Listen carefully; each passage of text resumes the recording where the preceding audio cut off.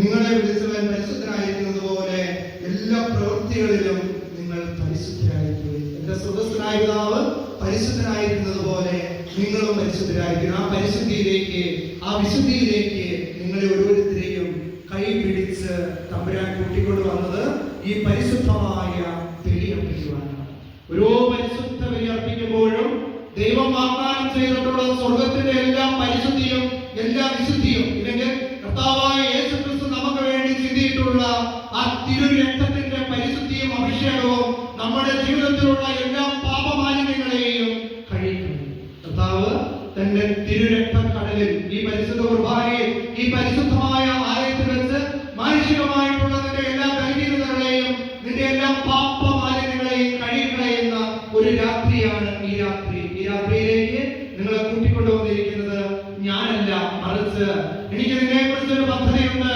അത് നിന്റെ നാശത്തിനുള്ള പദ്ധതിയല്ല, മറിച്ച് നിന്റെ ക്ഷേമത്തിനുള്ള പദ്ധതിയാണെന്ന് അരുളി ചെയ്ത ക്രിസ്തുവാണ് ഈ രാത്രി തമ്പുരാനോടുകൂടെ ആയിരിക്കുവാൻ നിന്നെ കൂട്ടിക്കൊണ്ടുവന്നത് എന്നുള്ള യാഥാർത്ഥ്യം മനസ്സിലാക്കി ഈ പരിശുദ്ധ കുർബാനയിൽ ഈ നിമിഷം സ്വർഗത്തിലേക്ക് ഉയർത്തപ്പെടുവാൻ പോകുന്ന, നിനക്ക് വേണ്ടി രക്തം ചിന്തുവാൻ പോകുന്ന, ഈ ലോകത്തിലുള്ള ഓരോ മകനെയും വീണ്ടെടുക്കുവാൻ വേണ്ടി വീണ്ടും ക്രൂശിക്കപ്പെടുന്ന ആ ക്രിസ്തുവിനെ നമ്മുടെ ഹൃദയത്തിൽ കാണുവാനുള്ള വലിയൊരു കൃപ, വലിയൊരു അഭിഷേകം ഈശോയെ ഞങ്ങൾ ഓരോരുത്തരും നൽകി അനുഗ്രഹിക്കണമെന്ന് ആത്മാർത്ഥമായിട്ട് നമുക്ക് പ്രാർത്ഥിക്കാം. സ്വർഗത്തിലേക്ക് കാസയും പിലാസയും ഉയർത്തുമ്പോൾ ദൈവങ്ങളെ കുരിശിൽ കിടക്കുന്ന ക്രിസ്തുവാണ് നിനക്ക് വേണ്ടി പീഡ അനുഭവിക്കുന്നത്.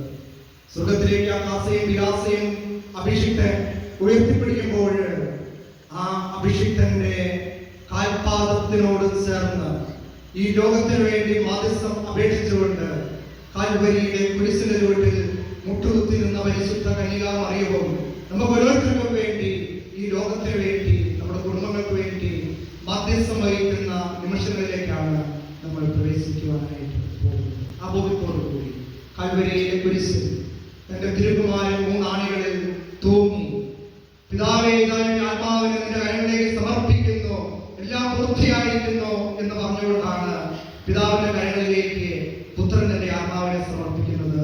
ആ ആത്മാവിനെ പിതാവിന്റെ കരങ്ങളിലേക്ക് സമർപ്പിക്കുമ്പോൾ ജന്മം നൽകിയ അമ്മ ഈ ലോകത്തിന് വേണ്ടി പ്രാർത്ഥിക്കുവാൻ ആ കുരിശിന്റെ ചുവട്ടിൽ മുട്ടുകുത്തിയതുപോലെ ഈ മധുബപ്പിയുടെ തൊട്ടു ചേർന്ന് ആ മറിയം മുട്ടുകുത്താൻ പോകുന്ന നിമിഷത്തിലേക്കാണ് നമ്മൾ പ്രവേശിക്കുന്നത്.